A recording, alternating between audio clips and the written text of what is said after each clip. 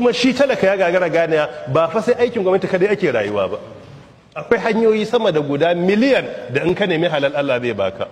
Amma albashi babu tabbas. Yanzu na yi zama a Turai, na zauna a Saudiya na karantar. In ka ɗauki albashi kaɗai da ake ba wa malamin jami'a a Saudi Arabia ko malamin makaranta, za ka tabbatar da wallahi muna yaudaran kanmu ne a ƙasashenmu na Afirka. A yau idan ka ɗauki exchange rate na miliyan 1.500 akan dala 1,000, malamin jami'a akwai wanda zai ɗaukan sama da naira miliyan 10 a wata ɗaya. Amma a Najeriya sai ka ajiye direba Abuja kana ba shi 50,000-60.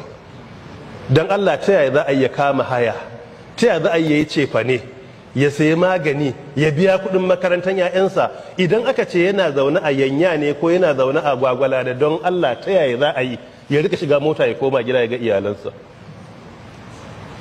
Ya zo yana aiki, wani sai dai rika kwana a secretariat, wani a kan stage zai zo ya shimfiɗi ya kwana, wani a cikin pickup zai kwana a bayanta a Hilux. Mai gatan shine dai shiga cikin sit ɗin baya ya kwanta da mayafinsa da ɗan bargonsa a cike ke zaune. It's not realistic. Direba yanzu zuwa na Saudiya na ƙarshe akwai direban da na sani ya ce mun shi bai yi karatu ba, nawa ne albashinsa, ya ce riyal 3,000 ake bashi. Riyal 3,000 in kai lissafi a lissafin mu kusan miliyan 1.400 ne albashinsa. A Najeriya na tabbatar da har muka kammala ofis albashin likita minista bai kai naira miliyan 1 ba, da salari da allowances duka. Amma CEOs na san akwai masu daukan miliyan 2, miliyan 3, miliyan 4. Da Allah, is it realistic? It's not. Dole ma'aikata a kula da su. Mu kuma ma'aikata mu gane ba wai kowa ne sai ya yi aikin gwamnati ba. Akwai hanyoyi da dama, musamman yanzu mu a arewa, harkar noma, reviving na industrialization, manufacturing iya da muhimmanci. A yi mitin, a yi tsari, duk abin da muke so a arewa mu rika manufacturing a arewa. Waɗanda suke shugabanni a zauna a yi tsari, mun ba wa kanmu wata 12, duk abin da ake kaman daga wani wuri mu za mu yi wa kanmu, ba za mu sake shigo da abinci ba, ba za mu sake sayan wani yadi da ake yin sa a Najeriya ko Afirka, ba za mu yi namu. Abin da muke bukata na gida, furniture, mu za mu yi namu. Abin da in za mu yi gini muke bukatan ofisoshi da winduna, mu za mu yi namu. Mu je mu gayyato kamfanoni a Misira, kamfanoni a Turkiya, kamfanoni a Europe, su zo su assasa a wurin, mu yi agreement na knowledge transfer. Idan kuka zo mun ba ku 24 months za ku samu riba, muna da kaza, bayan nan za ku koya wa 'ya'yanmu, su za su rike kamfanonin nan. Ba duk ba rashin tunani ba ne sai mun zauna wai karshen wata sai an ba da fak ana ta musu akan kudin federal government.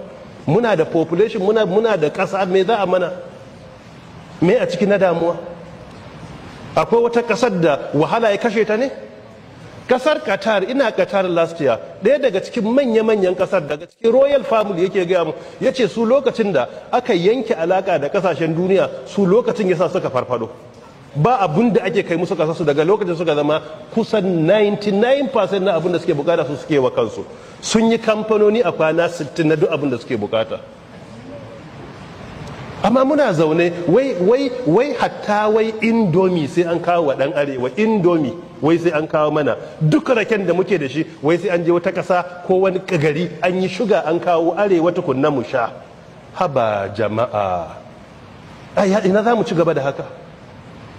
Kowa ya kammala karatu sai yawo da CV yana neman aiki. Mu farfado da kamfanoni mana, abinda za mu samu na albarka bai cikin aikin gwamnati, wallahi bai ciki. A haka za ka samar da biloniyoyi a arewa cikin takaitaccen lokaci. Amma babu wannan tunanin. Mu zauna, yunwa ba za ta kashe mu, wahala ba zai kashe mu ba, mu yi wa kanmu ka'ida mana. Jiha kaza ku rika manufacturing kaza, jiha kaza ku rika manufacturing kaza, jiha kaza ku rika yin kaza, jami'a kaza ku rika yin kaza. Ka je ka duba abin da Jami'atul Azhar suka yi lokacin da ake COVID-19 face mask. Kawai face mask suka yi na musamman wanda bai cin kunne, har Najeriya ana kawo shi, kuma jami'a ce ta take rike kanta. Muna da bukatar solar energy yanzu, wannan renewable energy, kamfanoni a yi su. Kana mai karamin karfi a zo a sama solar panel kwaɗe da batir ɗaya ko biyu a gidanka, ka huta da biyan kuɗi, ba haske kake bukata da fanka kwaɗe ko biyu ba. Duk wannan ba kamfanoni da za a rika yin su ba. muna zaune pop sai an je Togo an kawo me yi, sanya kaza sai an kawo, kwano sai an kawo mana, kofa sai an je kasa kaza an kawo, window sai an kawo kaza kaza, tile sai an je waje kaza an kawo mana, kuma kullum muna gini. Haba jama'a, ba za mu yi tunani